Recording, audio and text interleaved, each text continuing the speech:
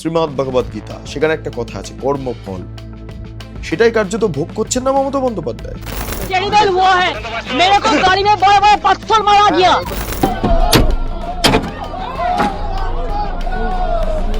মমতা বন্দ্যোপাধ্যায় বলছেন কেন আমি দরজা বন্ধ করবো, আমি কি চোর? কাজ উঠবে কেন? আমি চোর ডাকাত নই, চলো। পাশ থেকে শোনা যাচ্ছে চোরের রানী মমতা, চোরের রানী মমতা। শুনুন, মমতা বন্দ্যোপাধ্যায়কে চোরের রানী বলা হচ্ছে, আর শুভেন্দু অধিকারীকে টার্গেট করা হয়েছিল জিহাদিদের তরফে, জ্যান্ত জ্বালিয়ে দেওয়া হবে। এর পাশাপাশি আরো বিভিন্ন জায়গায় শুভেন্দু অধিকারী যেখানেই গিয়েছেন এই কালো পতাকা দেখানো, এই গাড়িতে আক্রমণ করা, এটা ছিল রোজকার বিষয়। তৎকালীন সময় মুখ্যমন্ত্রী মমতা বন্দ্যোপাধ্যায় একটা শব্দ উচ্চারণ করেননি শুভেন্দু অধিকারীর ওপর আক্রমণকে কেন্দ্র করে। উনাকে যতটা সম্ভব পূর্ণ নিরাপত্তা এবং উনার সম্মান রাখা উচিত, সে কাজ পুলিশ করেছে। পুলিশ কিছু খারাপ কিছু করেনি। তিনি ন্যারেটিভ চেয়ার ছড়ানোর চেষ্টা করছেন, গল্প ফাঁদার চেষ্টা করছেন যে তাকে হত্যার ছক কষা হয়েছিল। তাহলে শুভেন্দু অধিকারীকে যখন এই ঘটনাগুলো করা হয়েছিল তখন আপনি কোথায় ছিলেন মমতা বন্দ্যোপাধ্যায়?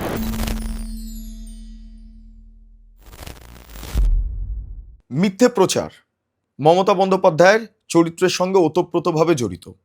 কেন বলছি? মমতা বন্দ্যোপাধ্যায় হালিশহরে গেলেন, তাকে পাথর ছোড়া হয়েছে। যাই হোক, পাথর না, ওই কাদা, তারপরে মাঠের যে সমস্ত গোবর আছে সেগুলো ছুঁড়ে মারা হয়েছিল মমতা বন্দ্যোপাধ্যায়কে উদ্দেশ্য করে। মমতা বন্দ্যোপাধ্যায়কে দেখে চোর স্লোগান দেওয়া হয়েছে, চোরের রানী স্লোগান দেওয়া হয়েছে। তার যথার্থ কারণও রয়েছে, কারণ তৃণমূল কংগ্রেসের সবটাই চোর, কয়েকজনকে বাদ দিয়ে ম্যাক্সিমাম চোর। এবং সমস্ত চুরির নেপথ্যে যে দুজন মাথা রয়েছেন তার নাম মমতা বন্দ্যোপাধ্যায় এবং অভিষেক বন্দ্যোপাধ্যায়। এটা আজকে ধ্রুব সত্য হয়ে গিয়েছে। কিন্তু মমতা বন্দ্যোপাধ্যায় যখন হালিশহরে গেলেন, তিনি মিথ্যেবাদীও কতটা তিনি নিজেকে প্রমাণ করলেন। কিভাবে দেখুন, প্রথমে তিনি মিডিয়ার সামনে এলেন, এসে একদম বিতিকিচ্ছিরি হিন্দি ভাষাতে তিনি বললেন, কাজ খোলা থাকলে আমার মাথা ফেটে যেত, বড় বড় ইট ছোড়া হচ্ছে। একবার ওই শব্দটা শুনে নিন, এই মমতা বন্দ্যোপাধ্যায় যে বাইকটা দিয়েছেন সেটা শুনুন, তারপরেরটায় আসছি। टेरिबल हुआ है, मेरे को गाड़ी में बड़ा बड़ा पत्थर मारा गया बाहर से, एंटी सोशल पुलिस का सामने में आके हमको इतना गाड़ी को अटैक किया। अगर हम गाड़ी का कांच शीशा खुला रखता तो हमारा माथा फट जाता, हम लोग सब मर जाता। ऐसा पुलिस का सामने में हुआ, हम कभी ऐसा हमला नहीं देखा। क्या कर रहे हैं? इतना पुलिस बीजेपी को प्रोटेक्शन दे रहा है। আপনারা শুনলেন? এইবার হচ্ছে মমতা বন্দ্যোপাধ্যায় গাড়ির ভিতর থেকে একটা video. Mamata Bandyopadhyay press byte দিলেন। মমতা বন্দ্যোপাধ্যায়কে সবাই অনুরোধ করছেন, দিদি আপনার দুটি পায়ে পড়ি। দোলা সেন তিনি পর্যন্ত মমতা বন্দ্যোপাধ্যায়কে বলছেন, রাগ করবেন না দিদি, একটু পায়ে পড়ছে, কাজটা বন্ধ করে দিন। মমতা বন্দ্যোপাধ্যায় বলছেন, কেন করবো, আমি চোর? পাশ থেকে স্লোগান হচ্ছে, চোরের রানী মমতা ব্যানার্জি, চোরের রানী মমতা ব্যানার্জি। হ্যাঁ, কি বলবো আমি, যেটা এখন প্রচলিত ভাষায় আছে না, খিল্লি, এইটা হয়ে গিয়েছে। যাই হোক, একবার শুনে নিন, ওই দৃশ্যটা একবার শুনুন। দিদি কাজটা তুলে দিন, দিদি কাজটা তুলে দিন, দিদি কাজটা ना मैं काट দিদি এরকম করেন, দিদি পায়ে পড়ে, দিদি পায়ে পড়ে, আপনি রাগ করবেন না দিদি। দিন না, পাথর মেরেছে এত এত, ভয় পাই দিদি বিজেপি কাজটা আমাকে। তুলে দিদি। আমি বেরোবই, আমাকে আটকানো যাবে না, এটা আমার গণতান্ত্রিক অধিকার। কাজ উঠবে কেন? দিদি দিদি দিদি তাহলে আমরা গাড়ির সামনে যাই, দিদি আমরা তাহলে নামি, আমরা গাড়ির সামনে যাচ্ছি। দিদি খোলা থাকলে আমাদের নাম। দিদি তুমি যদি কাজ করো, এতটা রাস্তায় যেতে হবে। শোনো, দোলা ওরা যেভাবে মেরেছে, লেট সামথিং হ্যাপেন। তাহলে দিদি আমরা দোলা আমি চোর ডাকাত নই, চলো। দিদি তাহলে আমাদের নাম। আমরা নেমে যাচ্ছি। প্লিজ তোমরা নামবে না, চল চল, ঠিক আছে ঠিক আছে, নামবে না, চলো চলো, মারুক। একটু ভিডিওটা অন কর, ফোন ভিডিও চলো ডাউন দিকে পিছন, তুমি পিছনটা তো না, সামনে পিছনটা পিছনে লোকগুলোর মুখ কত না। চল চল চল। আপনারা দেখলেন, শুনলেন, ভাবলেন, ভাবা প্র্যাকটিস করলেন, প্রথম মিথ্যাটা ধরা পড়লো। এবার আজকের দিনে দাঁড়িয়ে মমতা বন্দ্যোপাধ্যায় তিনি একটা সিম্প্যাথি নেওয়ার চেষ্টা করছেন এইটা বলে যে আমাকে বিজেপি মারার চেষ্টা করছেন, মুখ্যমন্ত্রী মারার চেষ্টা করছেন। এখানে বিজেপি এবং পুলিশের গুন্ডা, মুখ্যমন্ত্রীর গুন্ডা সব ঢুকে গিয়েছে হালিশহরে। আচ্ছা, একটা জিনিস ভাবুন, আজ থেকে 5 বছর আগে ধরে নিন নন্দীগ্রামে রেজাল্টের দিন, তৎকালীন সময় যিনি অন্যতম বিজেপির নেতা ছিলেন, যিনি মমতা বন্দ্যোপাধ্যায়কে নন্দীগ্রামে হারিয়েছিলেন, তার গাড়িতে কিভাবে আক্রমণ হয়েছে একবার দেখুন তো।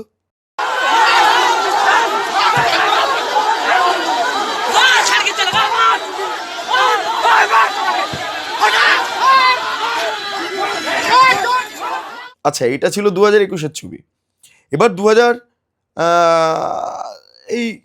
25-এর ছবিটা একটু দেখুন। মানে মুখ্যমন্ত্রী তৎকালীন সময় বিরোধী দলনেতা শুভেন্দু অধিকারী তিনি গিয়েছিলেন কোচবিহারে। সেই কোচবিহারে মুখ্যমন্ত্রীর গাড়িতে নিশীথ প্রামাণিকও বসে রয়েছেন। বিরাট সিকিউরিটি অ্যারেঞ্জমেন্ট সেন্ট্রাল ফোর্সের। পুলিশ কিন্তু তৎপর ছিল না, পুলিশ একদম নীরব। সেন্ট্রাল ফোর্স ছিল বলে বেঁচে গিয়েছিলেন সেই সময় শুভেন্দু অধিকারী এবং নিশীথ প্রামাণিক। কারণ শুভেন্দু অধিকারীর গাড়িতে পেট্রোল ছোড়া হয়েছিল, জ্বালিয়ে দেওয়া হবে শুভেন্দু অধিকারীকে। শুভেন্দু অধিকারী লাইফ রিস্ক বুঝে বুলেট প্রুফ গাড়িতে বসেছিলেন, কিন্তু সেই বুলেট প্রুফ গাড়ির কাঁচ যেটা পেছন দিকে রয়েছে সেই কাঁচ ইট মেরে ভেঙে দেওয়া হয়। সেই দৃশ্যটা রাজ্যের তৎকালীন সময় বিরোধী দলনেতা শুভেন্দু অধিকারী, যিনি আজকে মুখ্যমন্ত্রী, তিনি পোস্ট করেছিলেন তার সোশ্যাল মিডিয়া হ্যান্ডেলে, এক্স হ্যান্ডেলে। একবার দেখুন তো ওই ভিডিওটা, মনে পড়ছে কিনা মমতা বন্দ্যোপাধ্যায়ের।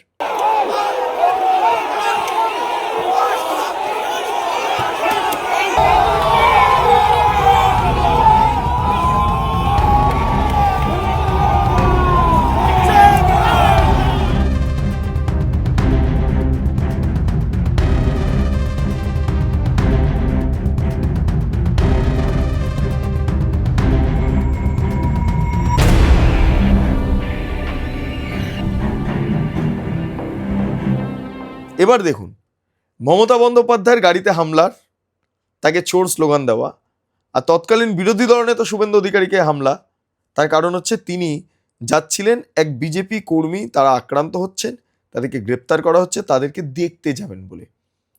মমতা বন্দ্যোপাধ্যায়কে চোরের রানী বলা হচ্ছে, আর শুভেন্দু অধিকারীকে টার্গেট করা হয়েছিল জিহাদিদের তরফে, জ্যান্ত জ্বালিয়ে দেওয়া হবে বলে। এই হচ্ছে পার্থক্য।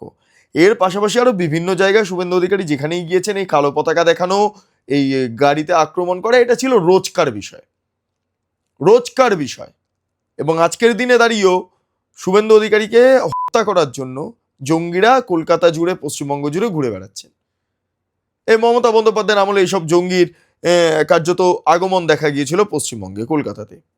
আচ্ছা, এইবার মমতা বন্দ্যোপাধ্যায় যে এই বড় বড় কথাগুলো বলছেন, যে তাকে মেরে ফেলার চক্রান্ত করা হয়েছিল, তাকে শেষ করে দেওয়ার চেষ্টা করা হয়েছে, হালি শহরে একটা চক্রান্ত করে তাকে একদম খতম করে দেওয়ার যে পলিটিক্স সেটা করা হয়েছে।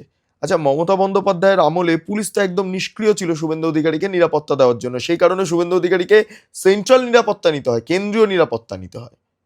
তিনি জেড ক্যাটাগরি কেন্দ্রীয় নিরাপত্তা পেতেন। আজও শুভেন্দু অধিকারী জেড ক্যাটাগরিরই কেন্দ্রীয় নিরাপত্তা পান। মমতা বন্দ্যোপাধ্যায় পান জেড প্লাস সিকিউরিটি। সেই সময় দাঁড়িয়ে যখন শুভেন্দু অধিকারীর ওপরে এই আক্রমণটা হচ্ছে, মমতা বন্দ্যোপাধ্যায় একটা শব্দ উচ্চারণ করেছিলেন? একটা প্রেস কনফারেন্স করে, একটা কোনো মন্তব্য আপনারা খুঁজে পাবেন না। কারণ আমি গত 5 বছর ধরে বিধানসভা, নবান্ন সব কভার করেছি, ইলেকশন কমিশন কভার করেছি। যেদিন এই ঘটনা ঘটছে সেই দিনের ঘটনা প্রসঙ্গে যখন কথা বলছি আমি, এই যে হালি শহরই হোক, বা সেই সময় দাঁড়িয়ে কোচবিহারে শুভেন্দু অধিকারীর ওপর আক্রমণ, বা নন্দীগ্রামে 2021-এর রেজাল্টের পর শুভেন্দু অধিকারী গাড়ির ওপর আক্রমণ, এই যে ঘটনাগুলো ঘটেছিল না, তৎকালীন সময় মুখ্যমন্ত্রী মমতা বন্দ্যোপাধ্যায় একটা শব্দ উচ্চারণ করেননি শুভেন্দু অধিকারীর ওপর আক্রমণকে কেন্দ্র করে।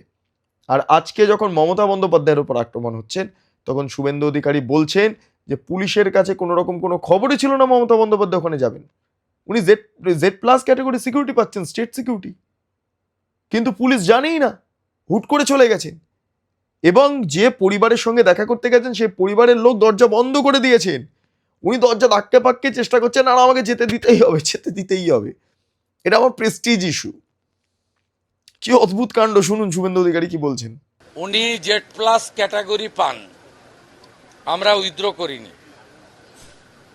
ডাইরেক্টর অফ সিকিউরিটির সিনিয়র অফিসার এখানে আছেন, আমার সিকিউরিটির জন্যই আছেন। দেখুন, আমি ওনাকে নেমেই জিজ্ঞেস করেছিলাম, জি ইজ দেয়ার এনি কমিউনিকেশন? তারা বলেছেন কমিউনিকেশন আমাদের কাছে ছিল না। তবুও আমি টিভি ছবিতে যেটুকু দেখেছি, সিনিয়র পুলিশ ডিসির নেতৃত্বে পুলিশরা তাকে প্রপারলি সাপোর্ট দিয়েছে।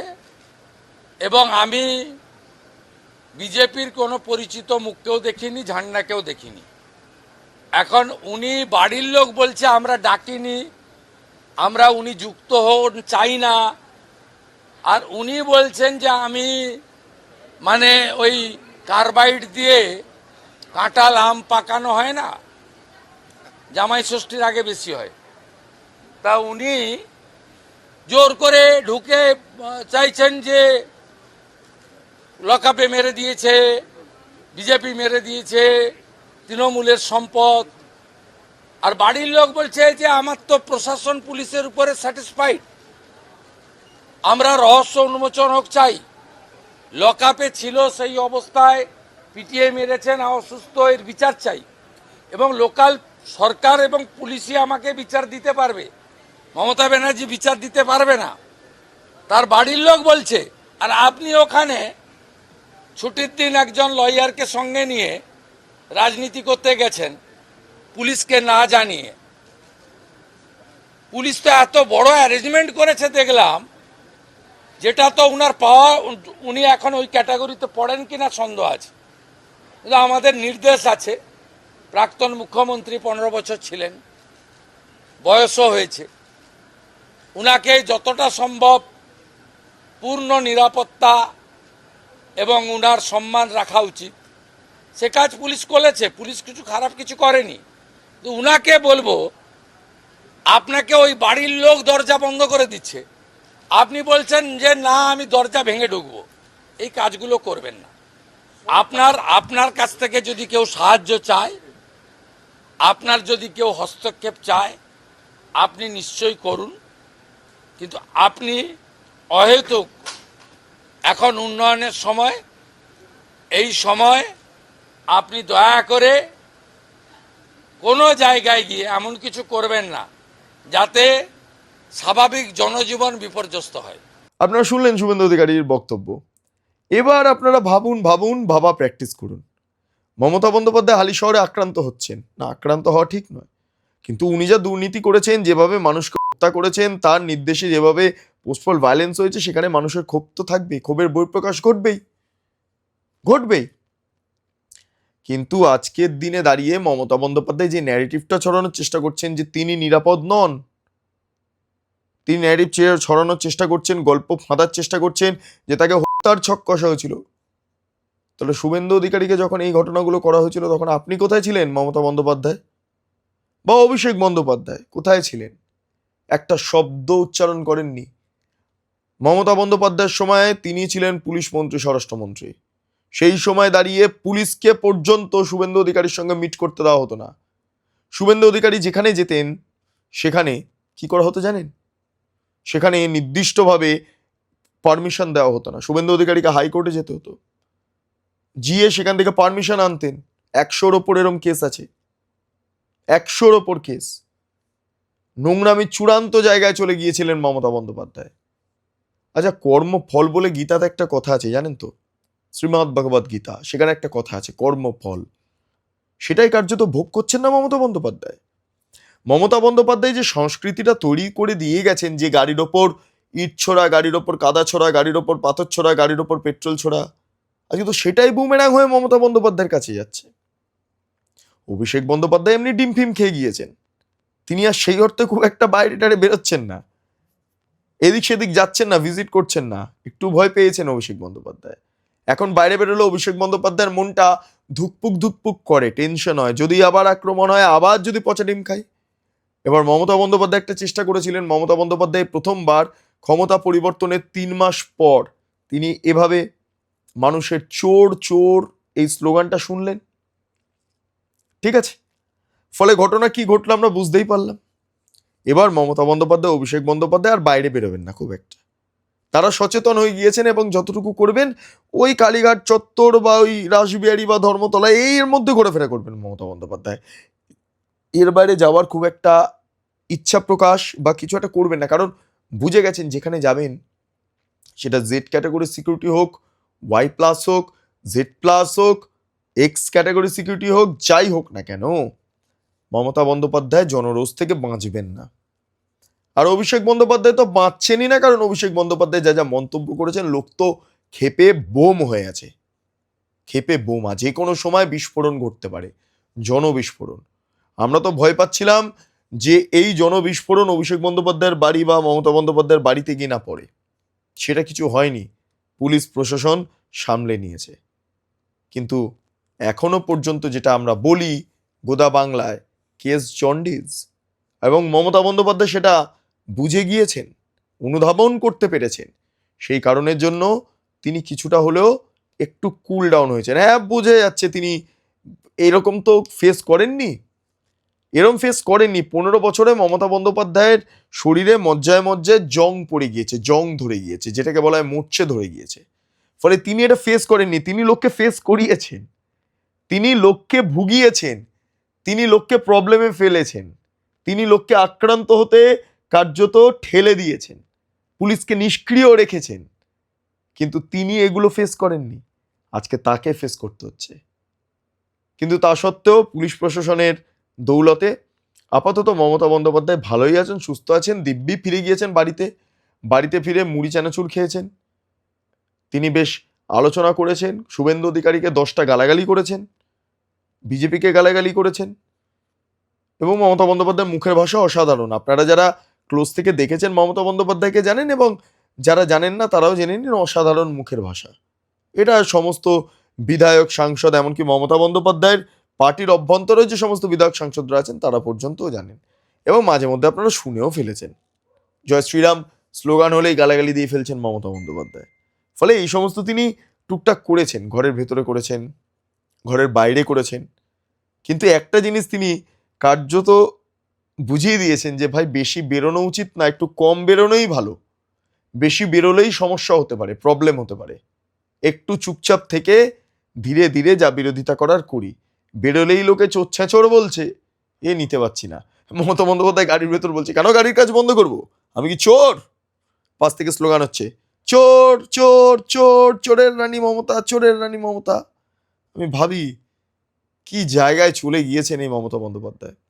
তাকে একসময় রাজ্যের মানুষ কত সম্মান জানাতেন, সিপিএম এর সন্ত্রাসের বিরুদ্ধে তার লড়াই, তাকে মানুষ কত আদরে গ্রহণ করেছিলেন। আর আজকে সেই মানুষ বলছেন চোর চোর, চোরের রানী মমতা, চোরের রানী মমতা। এই দৃশ্যটা একবার একটু ছোট্ট করে দেখে নিন। মমতা বন্দ্যোপাধ্যায় বলছেন, কেন আমি দরজা বন্ধ করব, আমি কি চোর? পাশ থেকে শোনা যাচ্ছে, চোরের রানী মমতা, চোরের রানী মমতা। শুনুন।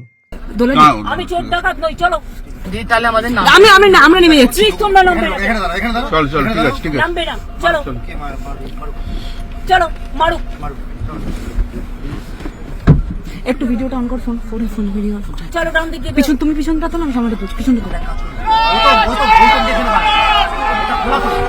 পিছনে লোকগুলোর মুখ কত না। চল চল চল। তাহলে মমতা বলছেন আমি চোর নই, কিন্তু জনগণ বলছেন চোরের রানী মমতা, চোরের রানী মমতা। যাই হোক, আপনাদের কি মতামত অবশ্যই আপনারা কমেন্ট সেকশনে জানান। আপনারা এতক্ষণ ধরে দেখছিলেন বেঙ্গল লিবার্টি। চ্যানেলটি অবশ্যই ভালো লাগলে লাইক করুন, সাবস্ক্রাইব করুন, শেয়ার করুন, বেল আইকন ক্লিক করুন www.bengalliberty.com। সেখানে ক্লিক করুন, সমস্ত খবর আপনাদের জন্য সাজানো রয়েছে। পাশাপাশি আরও 2টি YouTube channel, Bengal liberty live, Bengal liberty news. সংশ্লিষ্ট 2টি ইউটিউব চ্যানেলে আপনারা প্রবেশ করুন, লাইক করুন, সাবস্ক্রাইব করুন, শেয়ার করুন, বেল আইকন ক্লিক করুন। 3টি social media handle, Bengal liberty Facebook, Instagram এবং এক্স হ্যান্ডেল। সেখানে প্রবেশ করুন, ভাবা প্র্যাকটিস করুন, স্বাধীন, কাছেহীন এবং গেরিলা সাংবাদিকতার পাশে দাঁড়ান। অসংখ্য ধন্যবাদ।